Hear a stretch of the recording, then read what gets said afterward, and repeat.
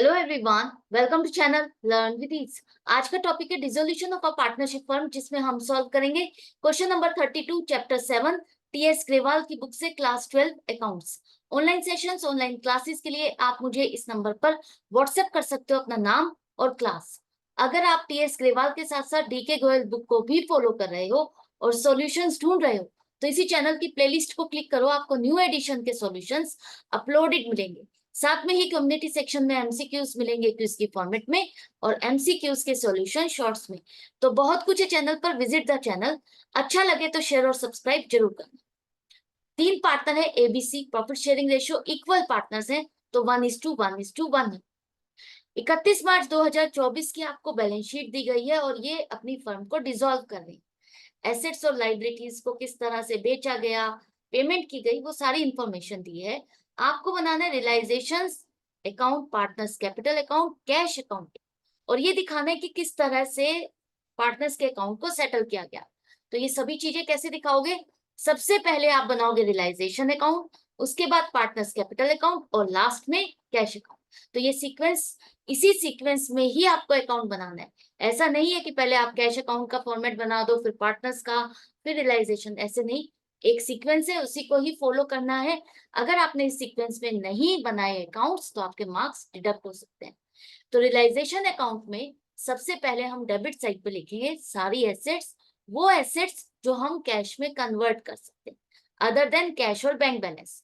तो कैश का बैलेंस नहीं लिखोगे, स्टॉक आएगा 20,100 रुपए, डेटर्स 62,600, लोन टू ए, मतलब फर्म ने ए कौन है? पार्टनर है फर्म का, उसको लोन दिया है।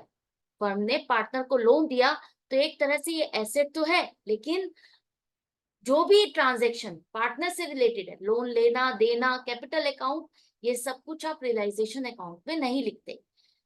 तो लोन टू ए अकाउंट नहीं लिखेंगे। इन्वेस्टमेंट 16,000, फर्नीचर 6500, बिल्डिंग 23,500 रुपए। तो ये सभी एसेट्स आपने लिख ली। इसी तरह से लाइबिलिटीज लिखेंगे हम क्रेडिट साइड पे। कौन सी लाइबिलिटीज? आउटसाइड लाइबिलिटीज, पार्टनर्स के कैपिटल अकाउंट नहीं लिखे जाएंगे। तो क्रेडिटर्स 50,400 आपने लिखा आउटसाइड लाइबिलिटीज में। जनरल रिजर्व 12,000, क्या ये भी लिखा जाएगा रियलाइजेशन अकाउंट में? नहीं, बिल्कुल भी नहीं। रियलाइजेशन अकाउंट में रिजर्व्स को नहीं लिखोगे, या कोई भी फिक्टिशियस एसेट है जैसे कि एडवर्टाइजमेंट सस्पेंस अकाउंट, गुडविल है, वो सब नहीं। गुडविल तो हम लिखते हैं, एसेट्स में लिखते हैं। गुडविल आपकी इंटेंजिबल एसेट है जिससे हम रियलाइजेशन अकाउंट में डेबिट साइड पे लिखते हैं। लेकिन एडवर्टाइजमेंट सस्पेंस अकाउंट जो कि फिक्टिशियस एसेट है, या प्रॉफिट एंड लॉस अकाउंट का क्रेडिट या डेबिट बैलेंस है, उसे आप रियलाइजेशन अकाउंट में नहीं लिखोगे। उसे आप डायरेक्टली पार्टनर्स में उनकी प्रॉफिट शेयरिंग रेशियो में डिस्ट्रीब्यूट कर दोगे और कैपिटल अकाउंट में ट्रांसफर करोगे। क्लियर है?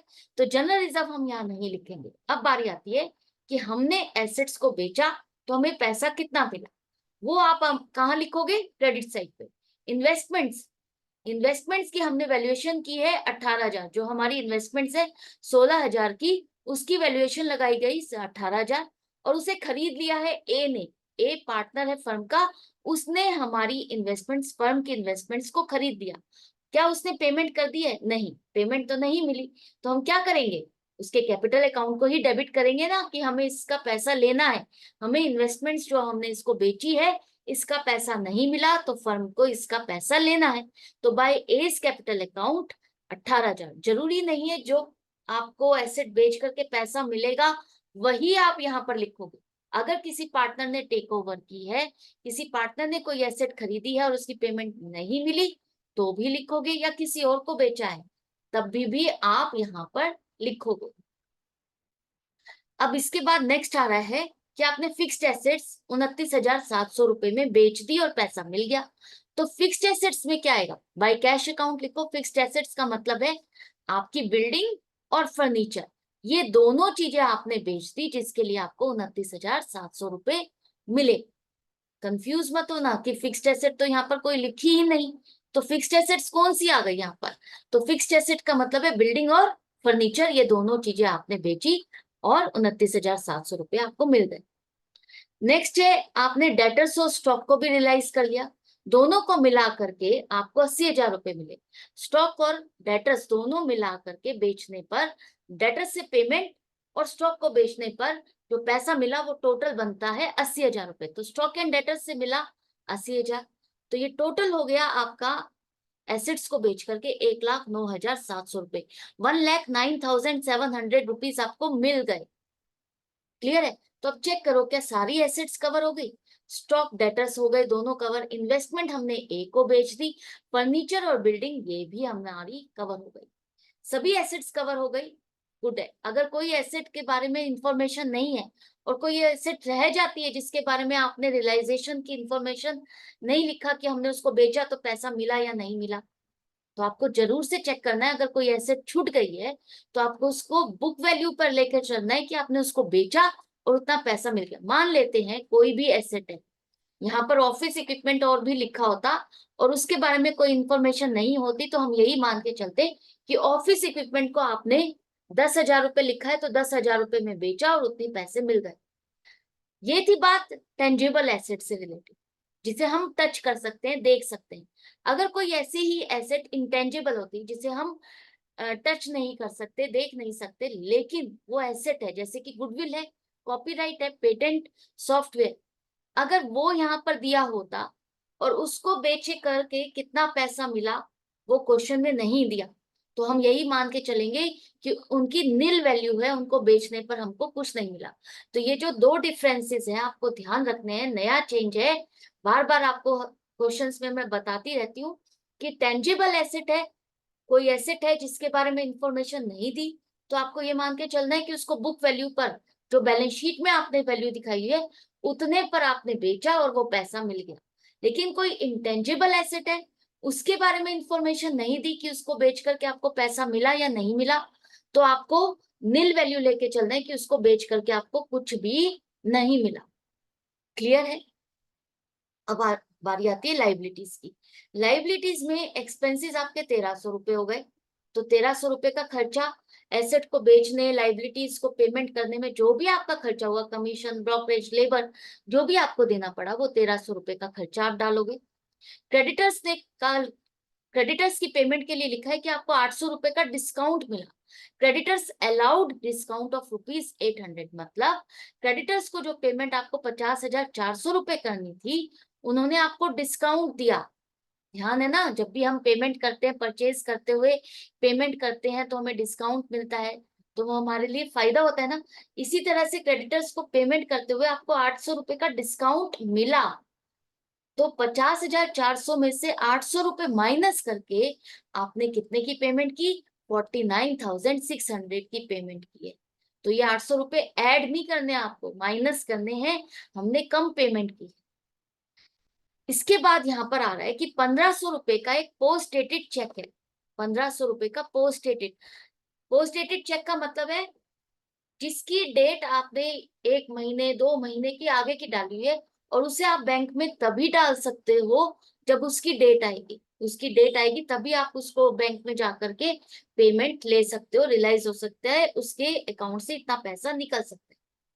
उस केस में आप क्या करते हो, जब कोई भी ऐसा पोस्ट डेटेड चेक होता है तो आप बैंक के पास जाते हो और उससे कहते हो कि आप ये चेक रख लो, जब भी इसकी डेट आएगी आप इसकी पेमेंट रिसीव कर लेना, इसके जगह पर आप मुझे पैसा दे दो। जैसे 1,500 रुपए का चेक है तो बैंक इसके कुछ चार्जेस काट लेता है, आपको 1,300-1,400 रुपए दे देगा अपनी सर्विसेज के लिए, और वो चेक रख लेगा। जब 2 महीने 1 महीने 15 दिन बाद की जो डेट है उस पर जब उसकी पेमेंट मिलेगी तो वो डायरेक्टली डेटर अब आपका बैंक को पेमेंट करेगा, वो पेमेंट बैंक अपने पास रख लेगा। अब इस केस में क्या हुआ, आपने ये जो 1,500 रुपए का चेक था अपने बैंक में जाकर के डिस्काउंट तो करा लिया, पैसा ले आए, 1,500 की जगह कुछ कम पैसा ले आए ताकि आपका 2 महीने 1 महीने के लिए पैसा ब्लॉक ना हो, आप उसे यूज कर सको।